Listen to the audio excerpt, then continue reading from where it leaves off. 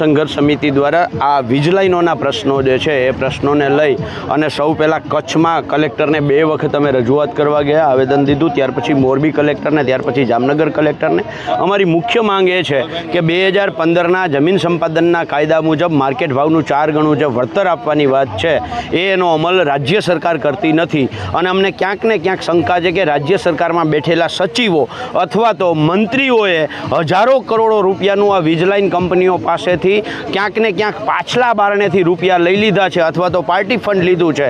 જેવી રીતે જમીન સંપાદનના કાયદા મુજબ રાજસ્થાન સરકાર એસઓપી કરી શકે છે તો ગુજરાત સરકાર એસઓપી શા માટે નથી કરતી? શું વીજ લાઈન કંપનીઓ પાસેથી એમણે મેં કહ્યું એવી રીતે પાછલા બારણેથી રૂપિયા લીધા છે, રિશ્વત લીધી છે કે પાર્ટી ફંડ લીધું છે? અને એના કારણે આ ગુજરાતના ખેડૂતોની છાતી ઉપર વીજપોલ ઊભા થાય છે. અને એની સામે આજે ગુજરાત કિસાન સંઘર્ષ સમિતિના માધ્યમથી આજે અહીંયાથી ટ્રેક્ટરો લઈ અને મોરબી કલેક્ટર સુધી અમે જવાના છીએ. તમે કહ્યું રાજસ્થાન સરકાર આપે છે, રાજસ્થાન ને ગુજરાત સરકારની શું વિસંગતતા છે?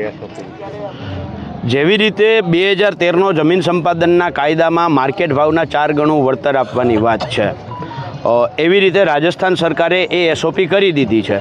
ગુજરાત સરકાર છે એ જંત્રી ભાવે ખેડૂતોને વળતર આપવાની વાત કરે છે. અને માત્ર રાજસ્થાન અને ગુજરાત સરકાર વચ્ચે વિસંગતતા નથી, ગુજરાતમાં આંતરિક વિસંગતતા છે. નવસારીના કલેક્ટર હુકમ કરે છે કે માર્કેટ ભાવના 4 ગણા વળતર આપવા, એટલે 2013ના જમીન સંપાદન કાયદા મુજબ. અને એ જ જગ્યાએ જામનગર, દ્વારકા, રાજકોટ, મોરબી, આ બાજુ કચ્છ, સુરેન્દ્રનગર, બનાસકાંઠા, પાટણ, વાવ-થરાદ જિલ્લાના કલેક્ટરો હુકમ કરે છે માર્કેટ ભાવના જંત્રી ભાવના 4 ગણા આપવાની.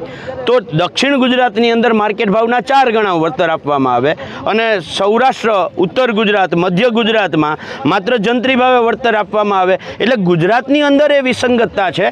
એટલા માટે અમે રાજ્ય સરકારને કહીએ છીએ કે બહુ સ્પષ્ટ અમારી માંગ છે કે માર્કેટ ભાવનું 4 ગણું વળતર આપવામાં આવે. નંબર 2, જે રીતે અત્યારે અહીંયા 765 કેવીની અદાણીની લાઈન નીકળે છે અને 765 કેવીની રિલાયન્સની લાઈન નીકળે છે, તો આ બંને લાઈનોમાં જે CERCના નોર્મ્સ છે, જે પંજાબ હાઈકોર્ટે હુકમ કર્યો છે કે એને જાહેરનામું જે આપે એ જાહેરનામાની અંદર ખેડૂતના સર્વે નંબરનો સમાવેશ થવો જોઈએ. આ લોકોએ ગામોના નામે જાહેરનામા આપ્યા છે, તો એ મુજબ જે નોર્મ્સનું પાલન કરવું જોઈએ, આ પાલન જ નથી કર્યું. પહેલાં તો કલેક્ટરોને અમે કહેવા માગીએ છીએ, સરકારને કહેવા માગીએ છીએ કે આ કંપનીઓવાળા તમારા કંઈ જમાયો છે? એને નોર્મ્સનું પાલન નથી કર્યું, તેમ છતાં એમને પોલીસ પ્રોટેક્શન મળે છે.